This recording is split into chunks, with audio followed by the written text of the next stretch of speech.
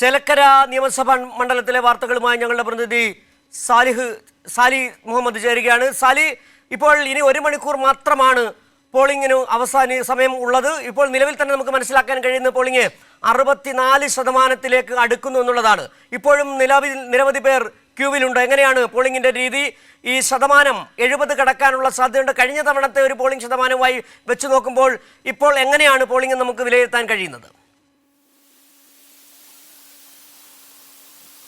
സിജു, 4 മണിയിലെ കണക്കാണ് 63.95 എന്ന് പറയുന്നത്, അത് 64.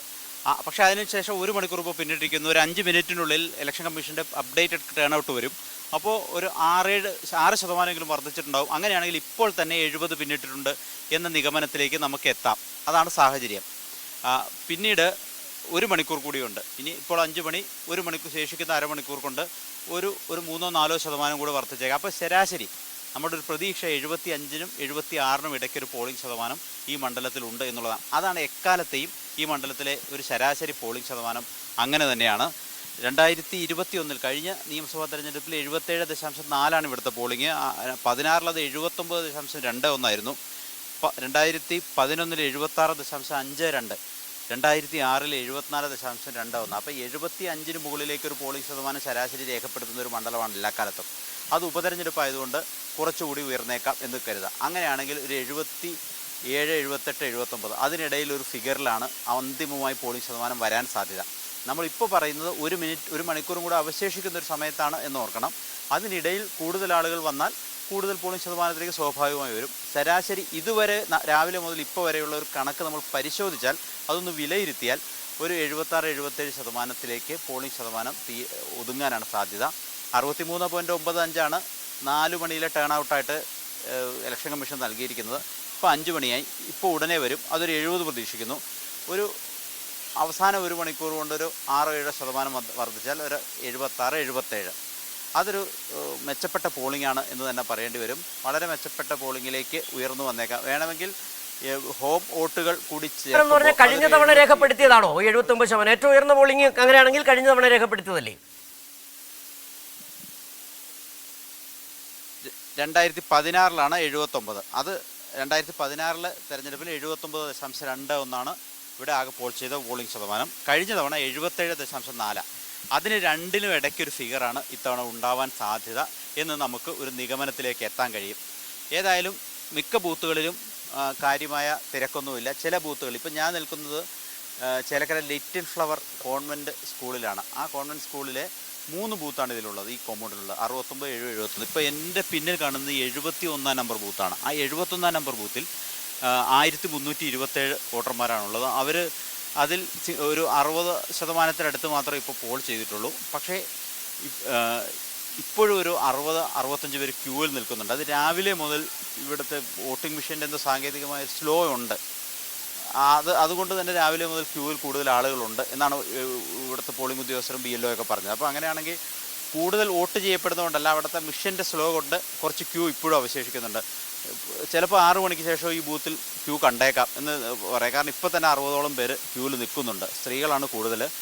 പക്ഷേ ഈ തൊട്ടടുത്തുള്ള 70-71 ബൂത്തുകൾ, ഈ കോൺവെൻറ്റിൻ്റെ തന്നെ പടിഞ്ഞാറ് വശത്തുള്ള കിഴക്ക് വശത്തുമായി 2 ബൂത്തുകൾ മറ്റൊന്നുണ്ട്. ഈ 69 എന്ന് പറയുന്ന പൂർണ്ണമായി വനിതാ ജീവനക്കാർ നിയന്ത്രിക്കുന്ന, തെരഞ്ഞെടുപ്പ് ഉദ്യോഗസ്ഥർ നിയന്ത്രിക്കുന്നതാണ്. പ്രിസൈഡിംഗ് ഓഫീസർ, 3 പോളിംഗ് ഓഫീസർമാർ, സുരക്ഷാ ഉദ്യോഗസ്ഥർ, പോളിംഗ് അസിസ്റ്റൻ്റ്, എല്ലാ ജീവനക്കാരും വനിതകളായ, പൂർണ്ണമായും വനിതകളാൽ നിയന്ത്രിക്കപ്പെടുന്ന ഒരു ബൂത്താണ്. എനിക്ക് പിന്നിൽ കാണുന്ന ഈ 69-ൽ കാര്യമായി ക്യൂ ഇല്ല. കൃത്യമായി കാര്യങ്ങൾ മുന്നോട്ട് പോകുന്നുണ്ട്. ഒരുമാതിരി നല്ല ശതമാനം പോളിംഗ് ഉണ്ട്. 63% പോളിംഗ് ആ ബൂത്തിൽ തന്നെ ഞാൻ കുറച്ച് മുമ്പ് അന്വേഷിച്ചപ്പോൾ കാണുന്നുണ്ട്. അത് നല്ല പോളിംഗാണ്. അപ്പോൾ പൊതുവിലുള്ളൊരു സാഹചര്യം ഇത് തന്നെയാണ്. ഈ ചേലക്കര പഞ്ചായത്തിലാണ് ഞാനിപ്പോൾ നിൽക്കുന്നത്. ഈ പഞ്ചായത്തിൽ ഒരിടത്തും കാര്യമായ ആൾക്കൂട്ടം ഒരിടത്തും ഇല്ല. 71 നമ്പർ ബൂത്തിൽ ഞാൻ നേരത്തെ പറഞ്ഞ സാങ്കേതികമായ ഒരു പ്രശ്നം കൊണ്ട് ഒരല്പം പോളിംഗ് സ്ലോയിലാണ്. അതിനപ്പുറത്തേക്കൊരാൾക്കൂട്ടം ഈ പഞ്ചായത്തിൽ ഒരിടത്തും കാണാനില്ല. അതായത് ചേലക്കര ഹെഡ്ക്വാർട്ടേഴ്സ്, ചേലക്കര പഞ്ചായത്തിൻ്റെ ഹെഡ്ക്വാർട്ടേഴ്സ്, അല്ലെങ്കിൽ മണ്ഡലത്തിൻ്റെ തന്നെ ഹെഡ്ക്വാർട്ടേഴ്സ് എന്ന് പറയാവുന്ന ഒരു ചെറിയ നഗര സ്വഭാവമുള്ള ഒരു സ്ഥലമാണിത്. അതുകൊണ്ട് തന്നെ കുറേ വോട്ടുകൾ ചെയ്തു പോയി. ഇനി ഇതിലപ്പുറം വോട്ട് ഇവിടെ ചെയ്തു പോകാനില്ല എന്നാണ് ആളുകൾ പറയുന്നത്. അപ്പോൾ അതിനർത്ഥം ഇവിടെ ശരാശരി ഒരു മെച്ചപ്പെട്ട പോളിംഗ് തന്നെയായിരിക്കും. ആ മെച്ചപ്പെട്ട പോളിംഗ് കൊണ്ട് ആർക്കാണ് ഗുണം എന്നതാണ് ഒരു പൊളിറ്റിക്കൽ ക്വസ്റ്റ്യൻ വരിക. ഇടത് കേന്ദ്രങ്ങൾ ഇക്കാര്യത്തിൽ വലിയ ആത്മവിശ്വാസത്തിലാണ് എന്നുള്ളതാണ്. കാരണം രാവിലെ വലിയ തോതിൽ പോളിംഗ് ഉയർന്നു വന്ന ആ ഘട്ടത്തിൽ അവരുമായി ബന്ധപ്പെടുമ്പോൾ അവർ വലിയ ആവേശത്തിലായിരുന്നു. കാരണം മുൻ വർഷങ്ങളെക്കാൾ ഉപരിയായി വലിയ തോതിൽ ഇടത് വോട്ടർമാർ ഒരു 11 മണിക്ക് മുമ്പായി പരമാവധി പോളിംഗ് ബൂത്തുകളിലെത്തി എന്ന നിഗമനമാണ് LDF കേന്ദ്രങ്ങൾക്കുള്ളത്. അതുമാത്രമല്ല, എത്തിയത് കൂടുതലും ഇടത് ശക്തി കേന്ദ്രങ്ങളാണ്. ഒരു ഉദാഹരണത്തിന് ദേശമംഗലത്ത്, പാഞ്ഞാൾ, ചെറുതുരുത്തി, അതായത് വള്ളത്തോൾ നഗരപഞ്ചായത്ത്, ഈ 3 പഞ്ചായത്തുകളാണ് ഇപ്പോൾ ഉയർന്ന പോളിംഗ് ശതമാനം ഇപ്പോൾ ഇതുവരെ രേഖപ്പെടുത്തിയിരിക്കുന്നത്. വള്ളത്തോൾ നഗർ, ചെറുതുരുത്തി പഞ്ചായത്തിൻ്റെയൊക്കെ ഒരു രാഷ്ട്രീയ ചിത്രം ഞാൻ പറഞ്ഞുതരാം. 16 വാർഡുകളാണുള്ളത്, തദ്ദേശ സ്വയംഭരണ സ്ഥാപനങ്ങൾ. അതിൽ 15 LDF, 1 NDA, UDF 0. അതാണ് അവിടുത്തെ ഒരു രാഷ്ട്രീയ ഘടന. അതായത് ഇടത് ശക്തി കേന്ദ്രം എന്ന് ഒറ്റ വാക്കിൽ തന്നെ വിശേഷിപ്പിക്കാവുന്ന ഒരു സ്ഥലമാണ്. അത് എല്ലാ കാലത്തും ഇടതുപക്ഷത്തിന് ഭൂരിപക്ഷം നൽകുന്ന ഒരു പഞ്ചായത്ത്. ആ പഞ്ചായത്തിലൊക്കെ മികച്ച പോളിംഗ് ഉണ്ട്. തൊട്ടടുത്ത് ദേശമംഗലം, UR പ്രദീപിൻ്റെ ജന്മനാടാണ്, അദ്ദേഹം താമസിക്കുന്ന അവിടെയാണ്. അദ്ദേഹത്തിൻ്റെ വ്യക്തിബന്ധങ്ങളൊക്കെ കൊണ്ട് കുറച്ച് പോളിംഗ് ഉയർന്നു വന്നിട്ടുണ്ട്. അപ്പോൾ അതെല്ലാം ഗുണകരമാവുക LDFനാണ് എന്നൊരു നിഗമനത്തിലേക്ക് അവരെത്തുന്നു. ആ നിഗമനം ശരിവെക്കുന്നതാണ് കണക്കുകൾ വ്യക്തമാക്കുന്നത്. അപ്പോൾ LDF വലിയ ആത്മവിശ്വാസത്തിലും ആഹ്ലാദത്തിലുമാണ് ഇടത് കേന്ദ്രങ്ങൾ എന്ന കാര്യം ഉറപ്പാണ്. മെച്ചപ്പെട്ട ഒരു ഭൂരിപക്ഷം, കഴിഞ്ഞ തവണത്തേക്കാൾ ഉയർന്ന ഭൂരിപക്ഷം എന്ന് ഇടതുമുന്നണി അവകാശപ്പെടുന്നുണ്ട്.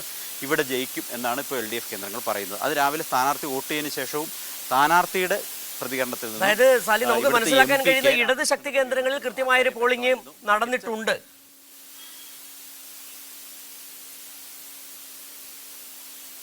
തീർച്ചയായിട്ടും ഈ കഴിഞ്ഞ തിരഞ്ഞെടുപ്പുകളിലൊക്കെ LDFന് ഭൂരിപക്ഷം നൽകുകയോ LDF സ്ഥാനാർത്ഥി മികച്ച വോട്ട് നേടുകയോ ചെയ്ത പ്രദേശങ്ങളിൽ വലിയ തോതിൽ പോളിംഗ് ഉണ്ട്. അതാണ് പോളിംഗ് ശതമാനത്തിൻ്റെ കണക്ക്. ഞാൻ പറഞ്ഞ ചെറുതുരുത്തി വള്ളത്തോൾ നഗർ പഞ്ചായത്ത് തന്നെ ഏറ്റവും മികച്ച ഉദാഹരണം. അവിടെയൊക്കെ വലിയ തോതിൽ നല്ല നിലയിൽ തന്നെ പോളിംഗ് ഉച്ചയ്ക്ക് മുമ്പ് വരെ രേഖപ്പെടുത്തിയിരുന്നു. ഉച്ചയ്ക്ക് ശേഷം ഒരു മാന്യ എല്ലായിടത്തും ഉള്ളതുപോലെ അവിടെയുണ്ട്. പക്ഷേ ഇടത് ശക്തി കേന്ദ്രങ്ങളിൽ ശക്തമായ പോളിംഗ് ഉണ്ട്. അതിനൊരു 1-2 കാരണങ്ങളുണ്ട്.